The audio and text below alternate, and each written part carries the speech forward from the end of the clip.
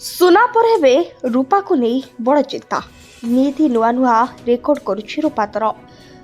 Bullion market ଓ ଖୁଚୁରା ବଜାରରେ ଉଭୟରେ ସୁନା ରୂପା ମହଙ୍ଗା ହୋଇଛି, କିନ୍ତୁ ସୁନା ଅପେକ୍ଷା ରୂପା ଦରରେ ବୃଦ୍ଧି ଅଧିକ ଦେଖିବାକୁ ମିଳିଛି। ବିଶ୍ୱ ବଜାରରେ ରୂପାର ଚାହିଦା ଢେର ଅଧିକ ରହିଛି। ନିବେଶକ ପସନ୍ଦ ଯୋଗୁଁ ରୂପା ଦରରେ ଚଳିତ ବର୍ଷ 180% ବୃଦ୍ଧି ହୋଇଛି।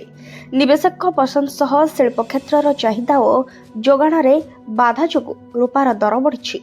ଗୋଟିଏ ପଟେ ଏହା ମୂଲ୍ୟବାନ ଧାତୁ, ଅନ୍ୟପଟେ ବିଭିନ୍ନ ଶିଳ୍ପରେ ବ୍ୟବହାର ହୋଇଛି।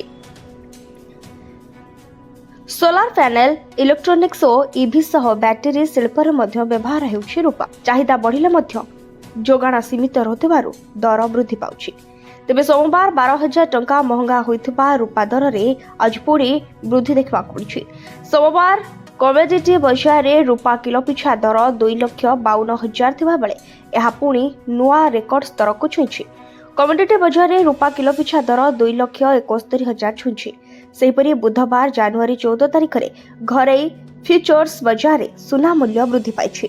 ମକର ସଂକ୍ରାନ୍ତି ଏବଂ ପୋଙ୍ଗଲ ପର୍ବ ଥିବାରୁ ଏହି ଦିନକୁ ଅତ୍ୟନ୍ତ ଶୁଭ ବୋଲି ବିବେଚନା କରାଯାଏ। ଆଉ ଏହି ଦିନରେ ଘରକୁ ସୁନା କିମ୍ବା ରୂପା ଆଣିଲେ ଶୁଭ ବୋଲି ବିବେଚନା କରାଯାଏ।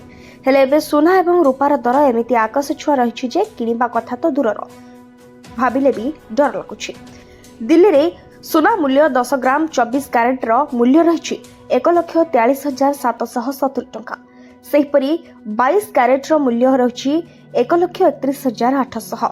ସେହିପରି 18 କ୍ୟାରେଟର ମୂଲ୍ୟ ହେଉଛି 1,07,870 ଟଙ୍କା। ବ୍ୟୁରୋ ରିପୋର୍ଟ, ସିଧା ସମ୍ବାଦ।